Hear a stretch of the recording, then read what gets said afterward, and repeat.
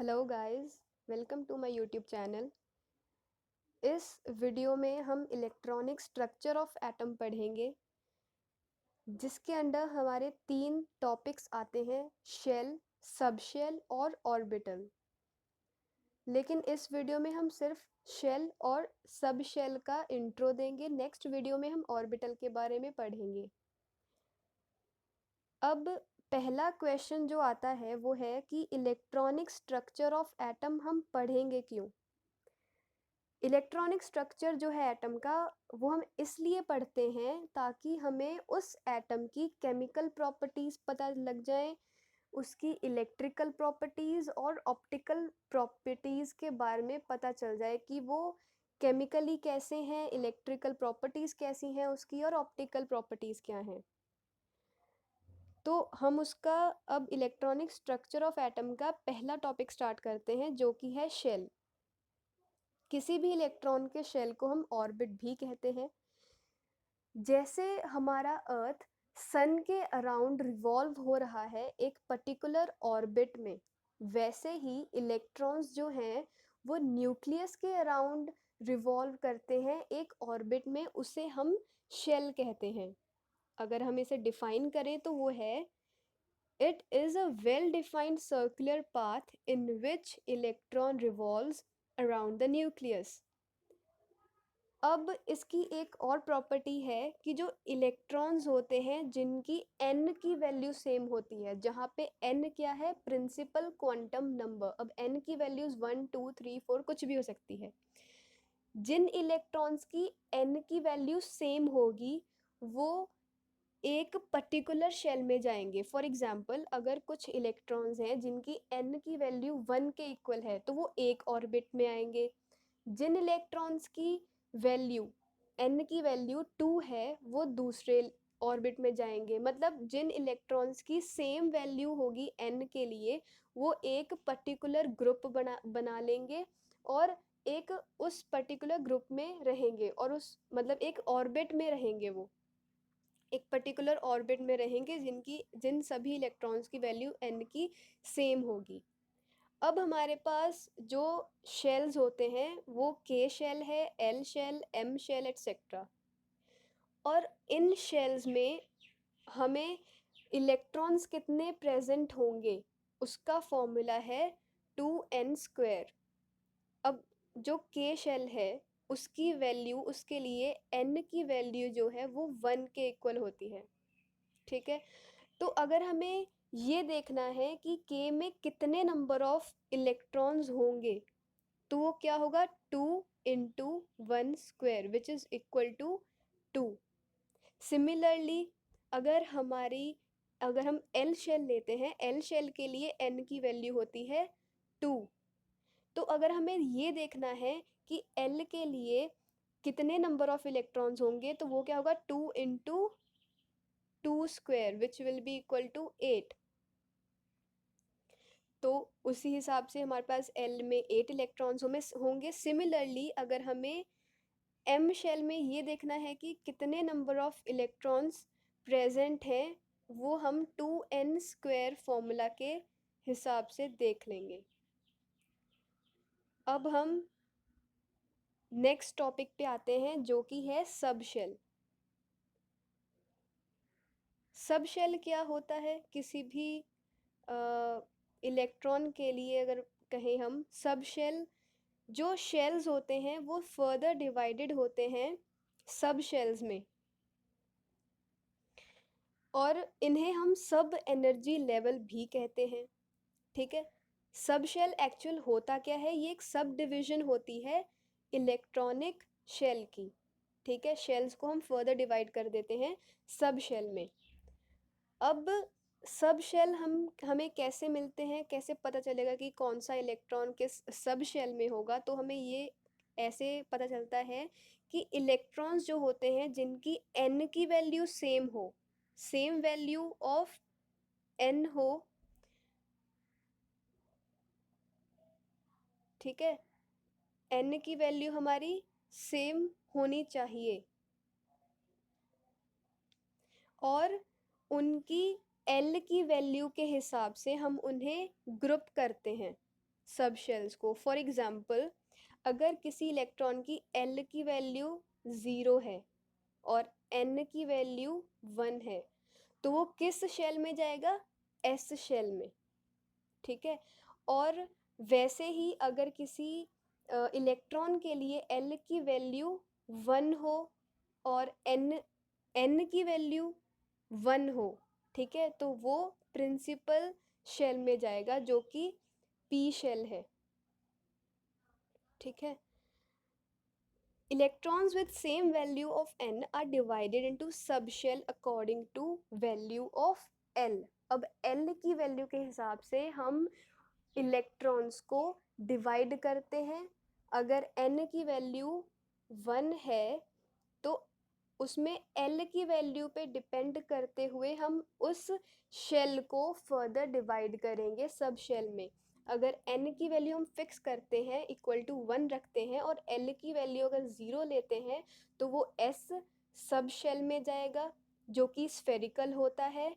और अगर हम L की वैल्यू को 1 लेते हैं तो वो P शेल में जाएगा। सिमिलरली अगर हम L की वैल्यू 2 लेते हैं तो वो D शेल में जाएगा। अगर हम L की वैल्यू 3 लेते हैं तो वो F शेल में जाएगा। ये था बेसिक चीज़ सब शेल की। अब हम फर्दर इसमें देखेंगे S shell, P shell, D shell और F शेल एक्चुअल में होते क्या हैं। जो एस शेल होता है वो स्फेरिकल शेप में होता है और इसे हम sharp, S for sharp sub shell होगा ये। अब इसमें भी अगर हमें ये देखना है कि किसी पर्टिकुलर सब शेल में कितने नंबर ऑफ इलेक्ट्रॉन्स प्रेजेंट हैं, उसके लिए हमारे पास फॉर्मूला है 2 इंटू 2L+1, जहाँ पे L की वैल्यू हमें उसी अकॉर्डिंग मिलेगी कि वो इलेक्ट्रॉन S शेल में है, P शेल में है, D शेल में है या F शेल में है। जैसे कि S के लिए L की वैल्यू 0 होती है, P के लिए 1 होती है, D के लिए 2, F के लिए 3, ठीक है। उसी के अकॉर्डिंग हमें नंबर ऑफ इलेक्ट्रॉन्स पता लग जाएंगे। फॉर एग्जांपल, अगर हम मानते हैं कि हमारा जो इलेक्ट्रॉन है वो S सब शेल में है, तो हमारे पास नंबर ऑफ इलेक्ट्रॉन्स कितने होंगे? 2 इंटू 2 इंटू, अब L S के लिए 0 है प्लस 1, तो हमारे पास कितना आया? 2 इंटू 1, मतलब कि 2 इलेक्ट्रॉन्स हमारे एस शेल में होंगे। सिमिलरली अगर हम L की वैल्यू पुट करते हैं P के लिए जो कि 1 है, तो हमारे पास 6 इलेक्ट्रॉन्स आएंगे P शेल में। और अगर हम D शेल लें तो वहाँ पे हमारे पास 10 इलेक्ट्रॉन्स आएंगे। और अगर हम F शेल लें वहाँ पे हमारे पास 14 इलेक्ट्रॉन्स आएंगे। अब हम इसके कुछ बेसिक फैक्ट्स देख लेते हैं इन सब शेल्स के बारे में।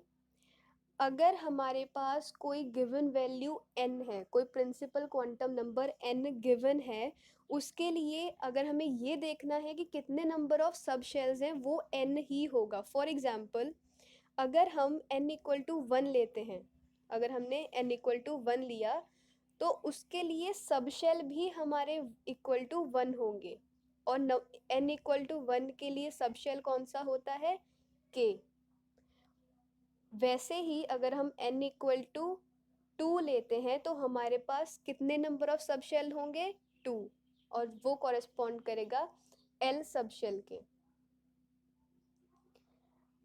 और हम ये भी देखेंगे कि अगर हमारे पास L इक्वल टू 0 है तो कितने नंबर ऑफ इलेक्ट्रॉन्स थे हमारे पास? 2।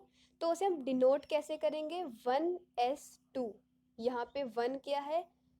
N की वैल्यू कि कौन से शेल में है, ठीक है। और L इक्वल टू 0 था तो ये S सब शेल में आ गया। 2 हमारे पास नंबर ऑफ इलेक्ट्रॉन्स है। वैसे ही अगर हम L इक्वल टू 1 लेते हैं तो वहाँ पे हमारे पास कितने नंबर ऑफ इलेक्ट्रॉन्स आए थे? 6। और L इक्वल टू 1 के लिए हमारे पास P सब शेल है, तो उसे डिनोट कैसे करेंगे हम? 2p6, जहाँ पे 2p6 में 2 क्या है? N की वैल्यू। इतना समझ में आया? अब हम इसके फर्दर कुछ और देखेंगे। अब हम ये देखेंगे कि एक कंप्लीटली फिल्ड सब ग्रुप है, अगर अगर हमने सब शेल को कंप्लीटली फिल कर दिया, मान लो अगर हमने एस सब शेल लिया, उसे कंप्लीटली फिल कर दिया, उसके लिए एम एल की जो वैल्यू है वो इक्वल टू ज़ीरो होगी, और जो एम एस की वैल्यू है वो भी इक्वल टू ज़ीरो होगी। ये स्पिन एंगुलर मोमेंटम है, ये ऑर्बिटल एंगुलर मोमेंटम है, क्योंकि वो किसी भी जो इलेक्ट्रॉन्स होते हैं उनकी स्पिन ऑपोजिट होगी, तो उसके लिए एम एस का जब हम सम करेंगे, ठीक है, तो वो ज़ीरो आ जाएगा। ठीक है, अब नेक्स्ट पॉइंट हमारे पास क्या है, पॉसिबल वैल्यू ऑफ एल अगर फाइंड करना है और एम एल की फाइंड करनी है। पॉसिबल वैल्यूज ऑफ एल की क्या हो सकती है, 0, 1, 2 अप टू n-1, यहाँ तक हमारी पॉसिबल वैल्यूज होती हैं एल की। और एम एल की वैल्यूज कहाँ तक होती हैं, ये हमारे पास एम एल की रेंज है, एल टू माइनस एल तक हमारे पास एम एल की वैल्यू आती है। तो अगर हमें ये देखना है कि वो 2 × 2l+ वाला फॉर्मूला कहाँ से आया, तो ये इसकी गिवन पूरा इंट्रो में ये दे रखा है कि एक्सप्लेनेशन दे रखी है उस चीज़ की कि हमारे पास 2 × 2l+1 नंबर ऑफ इलेक्ट्रॉन्स कैसे आए। एल के देख लिए हमने, एम एल के देख लिए, और जब हमने एम एल के वैल्यूज़ को ऐड किया तो हमारे पास 2 × 2l+1 आया था। और हमें पता है कि नंबर ऑफ इलेक्ट्रॉन्स, जो इलेक्ट्रॉन की स्पिन होती है, एक अपवर्ड होती है एक डाउनवर्ड होती है, तो उसके लिए हमने 2 फैक्टर आगे लगा दिया। ठीक है, तो ये नंबर ऑफ इलेक्ट्रॉन्स हमारे पास आ गए किसी भी शेल में, किसी भी सब शेल में। अगर हमें ये देखना है कि 2n² फॉर्मूला कहाँ से आया हमारे पास किसी शेल के लिए, ये हमारे पास शेल में कितने इलेक्ट्रॉन्स हैं उसके लिए है, और ये जो है ये हमारे पास सब शेल के लिए है। ठीक है, तो उसके लिए हम देख लेते हैं कि ये फॉर्मूला हमारे पास कैसे आया। अब हमें पता है कि total number of electron for principal quantum number n एक सब शेल में कितना है, अब ये हम उसका सम कर देंगे। एल की वैल्यू हमें पता है 0 टू n-1 तक है। ठीक है, तो इसे हमने ऐड कर दिया, ये 2 × 2l+1 का हमने समेशन ले लिया, इसकी जो लिमिट है वो l=0 टू n-1 ले ली। अब 2 को हमने फर्दर मल्टीप्लाई कर दिया अंदर, फर्दर उसे हमें सॉल्व किया, समेशन ऑफ n जो होता है वो n × n-1 होता है, n × n-1/2 होता है। यहाँ पे हमारे पास 4 मल्टीप्लाई में था तो ये 4 मल्टीप्लाई में आया। और जो अगर हम किसी जैसे 2 का हमने समेशन किया तो वो हमारा 2n हो गया, अगर 1 का करते तो वो n आता है, हमारे पास यहाँ पे 2 दिया था तो वो 2n हो गया। ठीक है, तो इसे फर्दर सॉल्व करने के बाद हमारे पास 2n² फॉर्मूला आ गया। अब ऑर्बिटल का ये थोड़ा सा इंट्रो है कि ऑर्बिटल किस टाइप के होते हैं। s ऑर्बिटल होता है, p ऑर्बिटल होता है, f orbital, d orbital. s orbital spherical होता है, ये इसमें s सब शेल में एक ही ऑर्बिटल होता है, p सब शेल में 3 ऑर्बिटल्स होते हैं, px, py, pz। d में हमारे पास फर्दर 5 ऑर्बिटल्स होते हैं, और f सब शेल में हमारे पास 7 ऑर्बिटल्स होते हैं।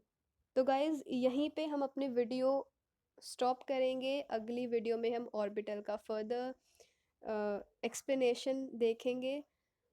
वीडियो को लाइक कर देना, सब्सक्राइब कर देना चैनल को, और शेयर कर देना अपने फ्रेंड्स के साथ। Thank you.